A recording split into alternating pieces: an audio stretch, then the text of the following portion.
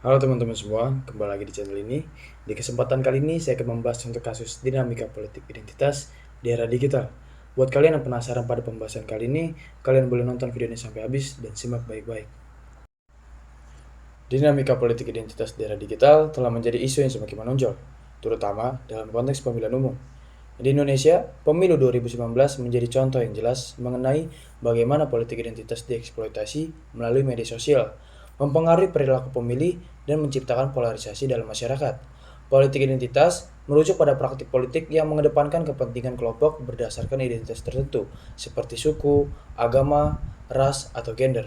Dalam konteks Indonesia yang multikultural, politik identitas seringkali berakar pada primordialisme dan sektarianisme. Pemilu 2019 memperlihatkan bagaimana isu-isu yang dimanfaatkan oleh para kontestan untuk meraih dukungan pemilih. Selama pemilu 2019, banyak kontestan menggunakan politik identitas sebagai strategi kampanye. Misalnya, ada upaya untuk mengaitkan kandidat tertentu dengan identitas agama atau etis tertentu guna menarik dukungan dari kelompok-kelompok tersebut. Penelitian menunjukkan bahwa penggunaan media sosial untuk menyebarkan narasi berbasis identitas ini berkontribusi pada meningkatnya intoleransi dan konflik antar kelompok. Salah satu kasus menonjol penggunaan media sosial untuk menyebarkan hoax dan informasi yang menyesatkan terkait latar belakang, etnis, dan agama kandidat. Hal ini menyebabkan ketegangan antara pendukung dan penentang yang berujung pada tindakan kekerasan di beberapa daerah. Politik identitas tidak hanya mempengaruhi cara orang memilih, tetapi juga cara mereka berpartisipasi dalam diskusi politik.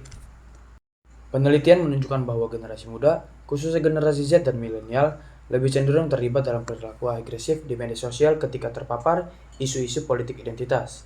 Keterlibatan ini seringkali bersifat kontraproduktif, di mana individu merasa terdorong untuk melanggar privasi orang lain atau terlibat dalam debat yang tidak konstruktif. Selama pemilu 2019, para kandidat dan tim kampanye mereka secara aktif menggunakan media sosial untuk menyebarkan pesan-pesan yang berfokus pada identitas. Salah satu strategi yang terlihat adalah penggambaran kandidat dalam konteks identitas agama. Misalnya, salah satu kandidat presiden yang berasal dari latar belakang Islam mengedepankan citra religiusnya untuk menarik dukungan dari pemilih Muslim. Hal ini tidak hanya dilakukan melalui konten positif, tetapi juga dengan menyerang lawan politik yang dianggap kurang religius. Penggunaan tagar atau hashtag di platform seperti Twitter dan Instagram juga menjadi alat yang penting dalam mobilisasi dukungan. Tagar yang menekankan identitas seperti hashtag pilih yang religius digunakan untuk menggerakkan massa dan menciptakan kesadaran di kalangan pemilih tentang pentingnya memilih berdasarkan identitas. Ini menunjukkan bagaimana media sosial dapat berfungsi sebagai alat untuk memperkuat narasi identitas dan membentuk opini publik. Salah satu tantangan terbesar dalam dinamika politik identitas di era digital adalah penyebaran hoax dan disinformasi. Selama kampanye, banyak informasi palsu yang bertebaran di media sosial, seringkali berfokus pada isu-isu sensitif terkait identitas. Misalnya, ada informasi yang salah mengenai latar belakang etnis atau agama kandidat tertentu yang disebarkan untuk merugikan reputasi mereka. Sebuah studi oleh Lembaga Survei Indonesia atau LSI menunjukkan bahwa sekitar 30% pemilih terpengaruh oleh informasi yang palsu yang mereka lihat di media sosial.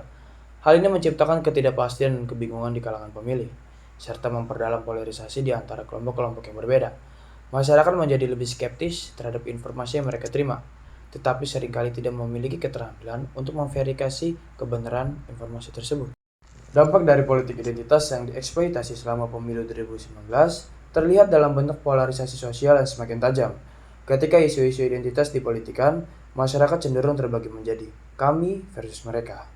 Hal ini tercermin dalam interaksi sehari-hari di media sosial, di mana pengguna lebih memilih untuk berinteraksi dengan orang-orang yang memiliki pandangan serupa dan menghindari diskusi dengan mereka yang berbeda.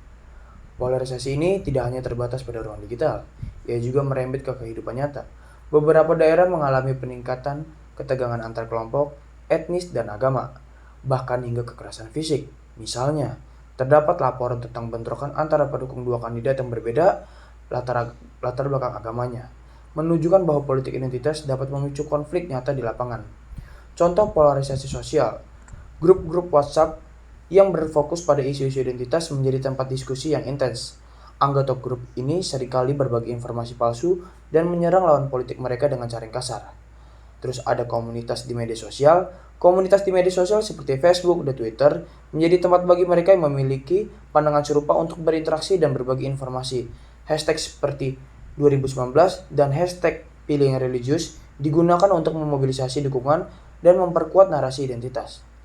Polarisasi sosial yang dihasilkan dari politik identitas di era digital tidak hanya mempengaruhi dinamika sosial secara keseluruhan, tetapi juga memiliki dampak psikologis pada individu. Ketika masyarakat terbagi menjadi kelompok-kelompok yang saling bermusuhan, individu dapat merasa terisolisasi atau terancam jika mereka tidak sesuai dengan narasi dominan. Dampak psikologis. Ada stres dan kecemasan. Individu yang terpapar pada konten yang memicu konflik dan polarisasi dapat mengalami peningkatan stres dan kecemasan. Hal ini karena mereka merasa terancam oleh pandangan berbeda dan khawatir tentang masa depan mereka. Terus ada pengaruh pada mental health. Polarisasi sosial dapat mempengaruhi kesehatan mental individu, terutama mereka yang lebih memiliki kondisi mental yang rentan. Mereka mungkin merasa lebih isolatif, depresi, atau bahkan mengalami gejala PTSD atau Post Traumatic Stress Disorder jika terus-menerus terpapar pada konten yang negatif. Terus ada perubahan perilaku. Polarisasi sosial juga dapat mempengaruhi perilaku individu dalam interaksi sehari-hari.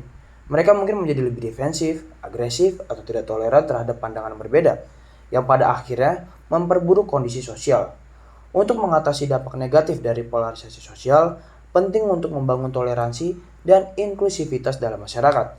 Berikut beberapa upaya yang dapat dilakukan. 1. Ada pendidikan multikultural. Pendidikan multikultural harus diperkenalkan di sekolah-sekolah untuk mempromosikan pemahaman dan apresiasi terhadap keberagaman budaya, agama, dan etnis. Ini dapat membantu mengurangi prasangka dan meningkatkan toleransi. Ada kesadaran media. Program kesadaran media harus dilakukan untuk mengedukasi masyarakat tentang cara menggunakan media sosial secara bijak dan mengenali hoax. Ini dapat membantu mengurangi penyebaran informasi palsu dan mempromosikan diskusi yang konstruktif. Dinamika politik identitas di era digital, terutama selama pemilu 2019 di Indonesia, menunjukkan kompleksitas dan tantangan yang dihadapi dalam memelihara demokrasi yang sehat dan inklusif. Penting untuk mengakui bahwa politik identitas dapat menjadi alat yang kuat untuk mobilisasi, tetapi juga dapat menyebabkan polarisasi dan konflik jika tidak dikelola dengan bijaksana.